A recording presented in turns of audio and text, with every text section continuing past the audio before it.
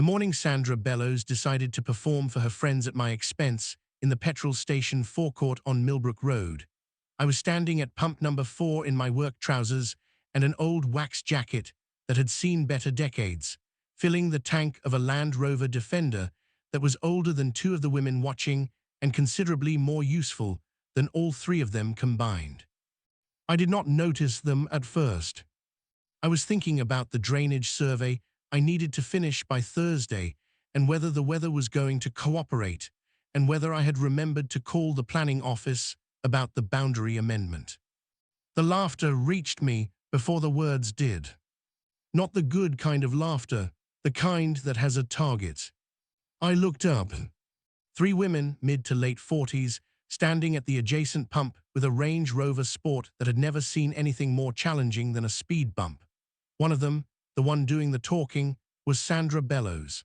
I knew her from the Wychwood Park HOA newsletter and from 3 letters she had sent to my land address about hedge height and vehicle visibility standards that I had responded to through my solicitor each time. She was performing for the other two.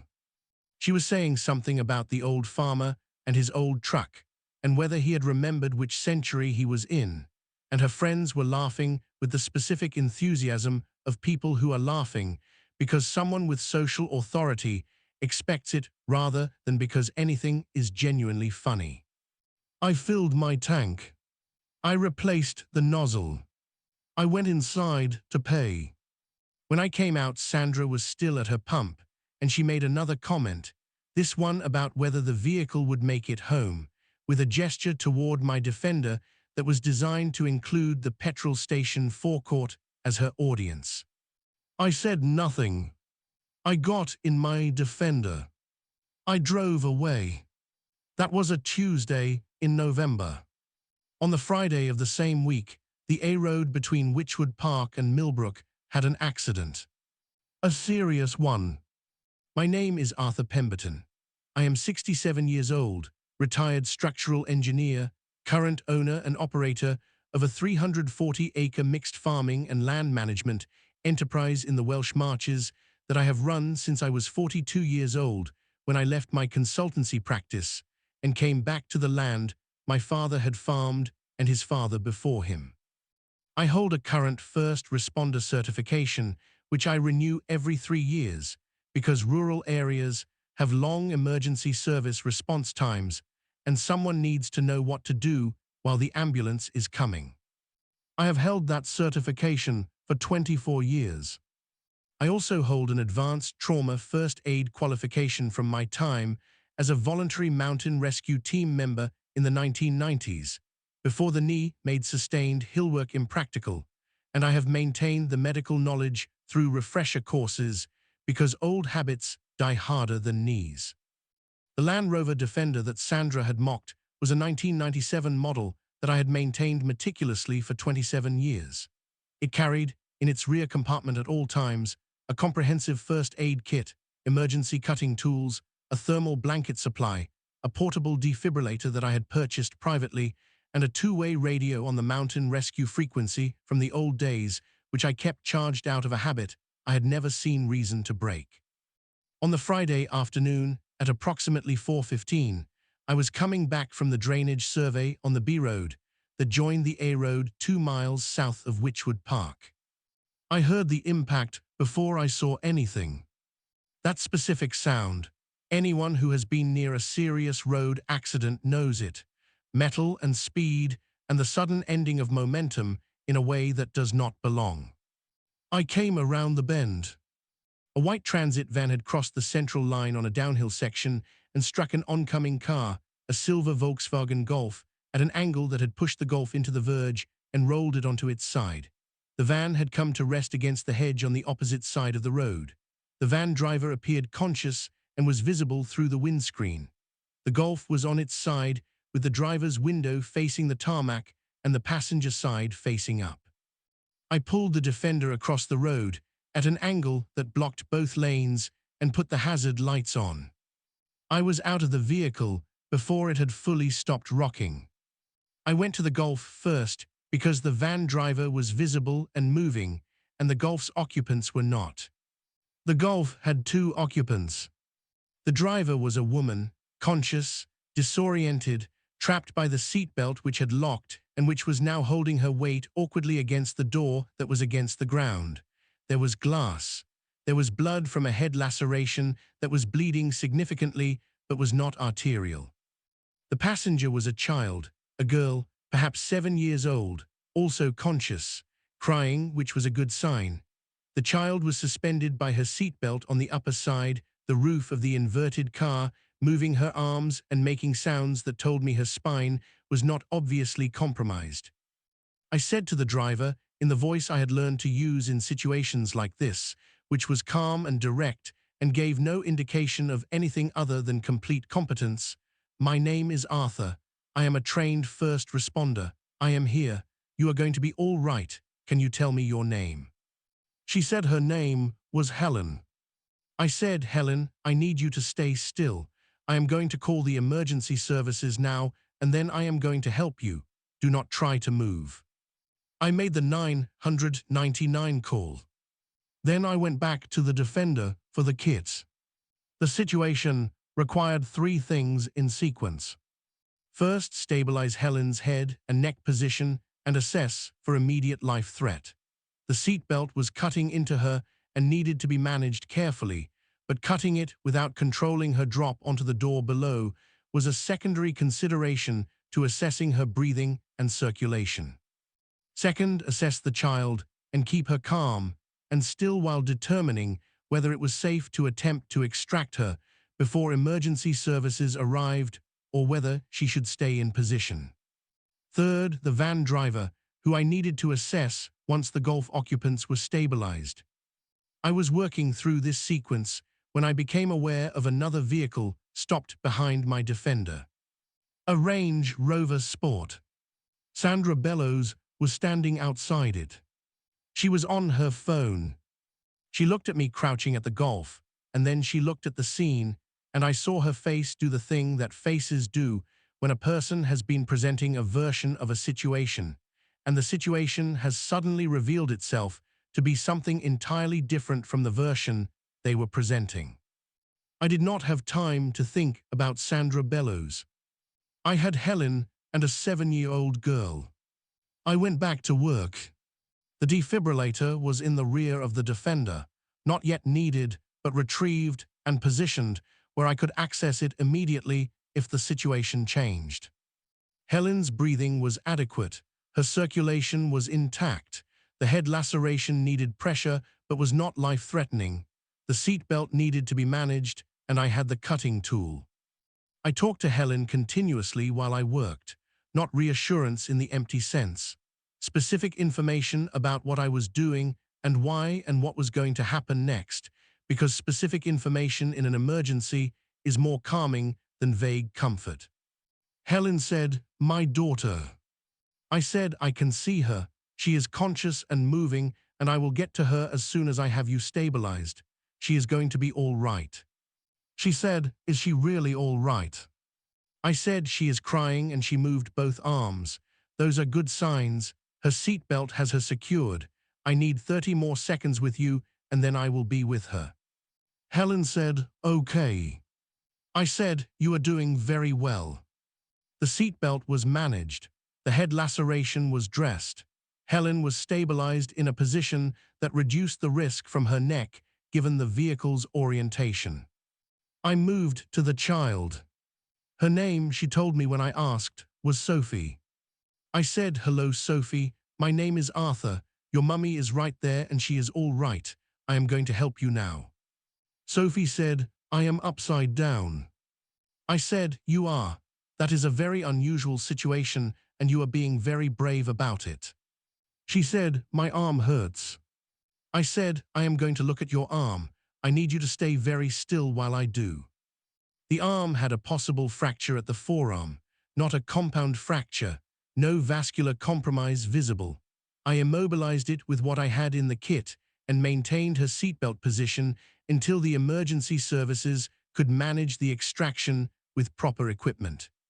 The ambulance arrived 11 minutes after my call. The fire brigade arrived 14 minutes after. I gave a full handover to the paramedic crew, clinical and precise, covering everything I had assessed and everything I had done and the current status of both patients. The paramedic, a woman of about 30 who was thoroughly professional, listened to the handover and then looked at me and said, "Are you a medic?" I said, "First responder with advanced trauma qualification. Retired now, but I keep it current." She said, "Your handover is better than some of the A and E registrars I work with." I said, 24 years of practice." I stepped back to let them work. The fire brigade managed the extraction. Helen and Sophie were taken to hospital. The van driver had a broken wrist and significant shock, but was otherwise mobile and was assessed and transporting. I gave a statement to the traffic officers who arrived, and then I moved my Defender off the road and waited at the verge until the scene was cleared. Sandra Bellows was still there. She had not left. She was standing near her Range Rover Sport, and she was watching me with an expression I had not seen on her face in any of the 3 occasions I had encountered her before. When the traffic officers released me and I walked back to my Defender, she walked over. She said, "Mr. Pemberton." I said, "Mrs. Bellows." She said, "I did not know." I said, "No." She said, "At the petrol station, I did not know who you were."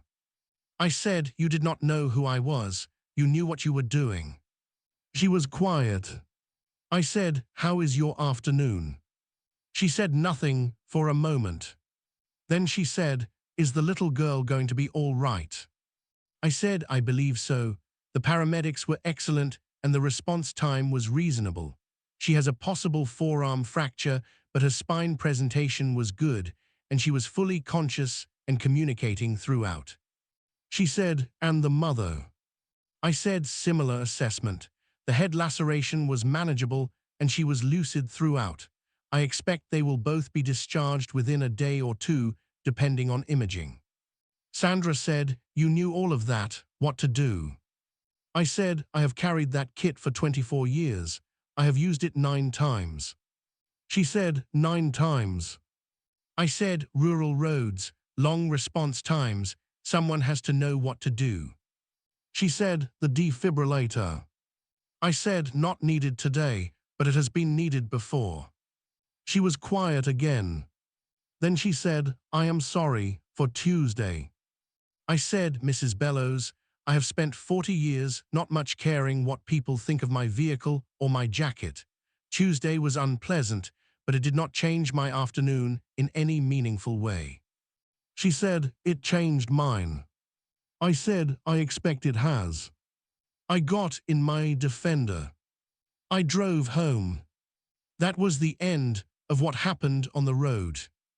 But it was not the end of the story, because the story had a dimension that I had not spoken about to Sandra at the verge, and that she would not fully understand until several weeks later, when it became relevant in a way neither of us had anticipated. The drainage survey I had been completing when I came upon the accident was related to a planning application. And the planning application was related to my land. And my land was adjacent to Witchwood Park. And Witchwood Park's HOA, under Sandra Bellows as president, had been objecting to my planning application for 11 months.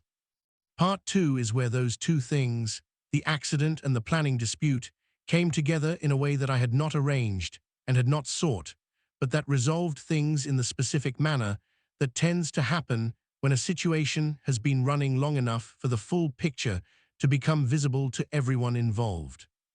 HOA Karen mocked the old guy at the petrol pump until one accident revealed a real hero. The planning application had been running since the previous January. I want to describe it in enough detail for it to make sense without making it a planning document, which would serve no one.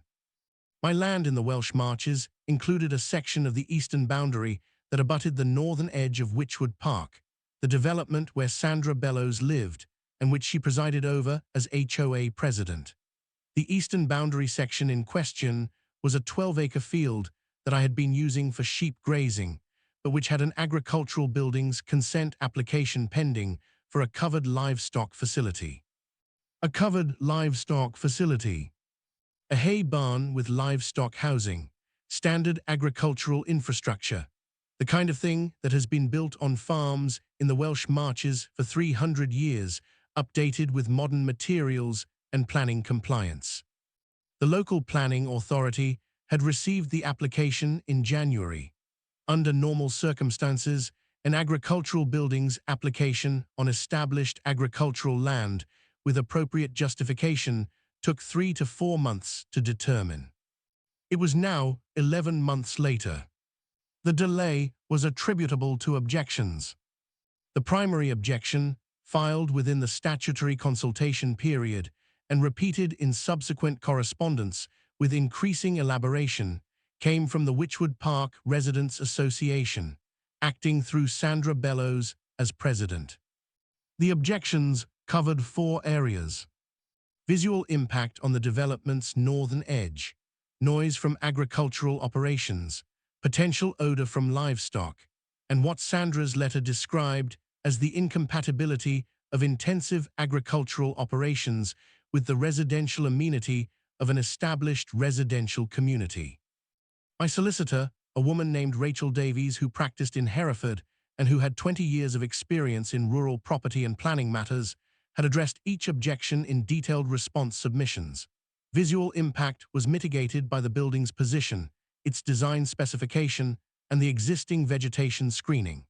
Noise from agricultural operations was protected under the right to farm legislation that applied to established agricultural enterprises. Odor from sheep is a fact of rural life in the Welsh Marches and does not constitute grounds to refuse agricultural planning consent. And the incompatibility argument fundamentally misunderstood the planning hierarchy, which protected established agricultural land use from residential amenity objections by subsequent residential developments. Rachel's responses were thorough and legally sound. The planning authority had agreed with them in its preliminary officer's report, which had recommended approval. Sandra's objection had then escalated to a request for the application to be determined by the full planning committee rather than delegated to officers, which was her procedural right and which she had exercised. The full committee hearing had been scheduled twice and postponed twice due to agenda management issues at the planning authority. It was now scheduled for the 3rd week of December. I had not connected the petrol station encounter on Tuesday to the planning application in any way I was consciously aware of. Sandra Bellows was the HOA president who had been objecting to my barn. Sandra Bellows was the woman who had mocked me at Pump 4. Those were the same person, but the petrol station incident was petty social behavior, and the planning application was a formal process that would be determined on its merits. The accident on Friday had no legal relevance to either, except that it did, in a way I had not anticipated. Helen Marsh, the woman whose golf had been struck and rolled, was discharged from hospital on the Sunday with her daughter Sophie, whose forearm fracture was confirmed as a non-displaced radius fracture requiring 6 weeks in a cast. On the Monday, Rachel Davies called me. She said, "Arthur, I have received a phone call this morning from a woman named Helen Marsh, who says you helped her on Friday." I said, "Yes, I came upon the accident on the A road." She said she found my contact details through the Planning Authority website. She noticed my name on a consultation response about your application. I said, why was she looking at planning consultation responses? Rachel said she was not looking at planning consultation responses. She was looking for your contact details because she wanted to thank you. She found the planning application for Pemberton Agricultural Holdings, saw my contact as agent, and called me. I said she wanted to thank me. Rachel said, yes, she also told me something that I think you should know. I said, go ahead. Rachel said, Helen Marsh is a planning inspector. I sat with that for a moment. Rachel said, she works for the planning inspectorate. She is not the inspector for your application. She works primarily on appeal cases, but she is a planning inspector and she found out about your application while trying to contact you. I said, and? Rachel said she asked if she could write a character reference for the planning committee hearing. She said she felt strongly about doing so. I said, a character reference. Rachel said she said that someone who stops at an accident, positions their vehicle to protect the scene, carries a comprehensive first aid kit, a defibrillator, and provides clinical quality care to her and her daughter while remaining calm and specific throughout, is someone whose character bears on their credibility as an applicant. I said, planning applications are not determined by character references. Rachel said, agricultural applications with disputed community impact components sometimes include character statements from community members. It is procedurally permissible. I said, it seems irregular. Rachel said, it is unusual, but Helen Marsh is not proposing to act in an official capacity. She is proposing to appear as a private citizen who has direct knowledge of your character and conduct. I said, does she understand the planning process thoroughly? Rachel said, she is a planning inspector. She understands it better than most people in the room. I said, what does she want to say? Rachel read me the draft statement Helen had sent her. It was 2 pages. It described Friday's accident in specific detail. It described my actions, my equipment, my clinical knowledge, and my conduct throughout. It described the handover to the paramedics. It said that a man who carries a defibrillator and first aid equipment for 24 years on rural roads, because someone needs to be prepared when emergency services cannot arrive quickly, was a man who understood rural life and rural responsibility in a way that was directly relevant to the credibility of his agricultural planning application. It said that the objections to the application had characterized his agricultural operations as incompatible with the community he lived in. She wanted the committee to hear from someone who had direct evidence of how he understood community. I said, Rachel, does this create any procedural problems? She said, I have reviewed it. A private citizen may speak at a public planning committee meeting in support of or against an application. Helen Marsh is a private citizen in this context. Her professional role as a planning inspector does not disqualify her from speaking as a private citizen and does not make her statement improper. I said, would you advise accepting her offer? She said, I would. Her statement is measured, factual, and directly responsive to the character of the objections that have prolonged this application. And Arthur? I said, yes. She said, she writes very well. Planning inspectors generally do. The committee hearing was on a Wednesday evening in December. I attended with Rachel. Sandra Bellows attended with 2 other Witchwood Park residents and a solicitor she had retained to present the Residents' Association's objection. Helen Marsh attended with her daughter Sophie, who had her left arm in a cast. I had not known Sophie would be there. Helen had not told me she was bringing her. The committee chamber was a standard local authority meeting room, functional and slightly too warm, with the specific acoustic quality of rooms designed for formal speech that have absorbed decades of formal speech. The planning officer presented the application and the officer's recommendation, which was approval subject to conditions. The recommendation had not changed since the preliminary report. The objections had not changed the officer's view on the merits. Sandra's solicitor presented the Residents' Association's objection. He was competent and organized, and he made the arguments that had been made in writing over 11 months. He was not wrong that a covered livestock facility would be visible from some properties. He was not wrong that there would be some noise during certain agricultural operations. He was not making a legal argument that could defeat the application on its merits. He was making a community concern argument that he hoped the committee would give weight to in their discretion. Rachel presented my case. She addressed each objection on its legal and technical merits, cited the right to farm legislation, the planning hierarchy, and the officer's own analysis. She noted that the application had been pending for 11 months due to repeated objections and that the planning authority's own officer had twice recommended approval. Then Helen Marsh stood up. She gave her name and her address and said she was speaking as a private citizen. She described Friday's accident. She described her daughter in the car, suspended upside down by her seatbelt. She described me arriving, positioning my vehicle, making the emergency call, and then working with systematic calm through everything that needed to be done. She said, my daughter asked me who the man with the big old truck was. I said he was a farmer. She said he seemed like he knew what to do. I said he did know what to do. He has known what to do for 24 years. She said, I'm a planning inspector, not in this case, as a private citizen, but I understand what planning decisions are for. They are for managing the relationship between land use and community in a way that is fair and sustainable for everyone. I want the committee to consider what community means to the person whose application you are deciding. He carries a defibrillator on rural roads because someone needs to. He stopped at an accident on a Friday afternoon and did what needed doing. That is what living in a rural community looks like from the inside. She sat down. Sophie waved at me from the gallery. I nodded at Sophie.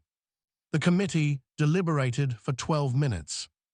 The application was approved by 4 votes to 1. The dissenting vote was from a committee member who represented an urban ward and who I had never met.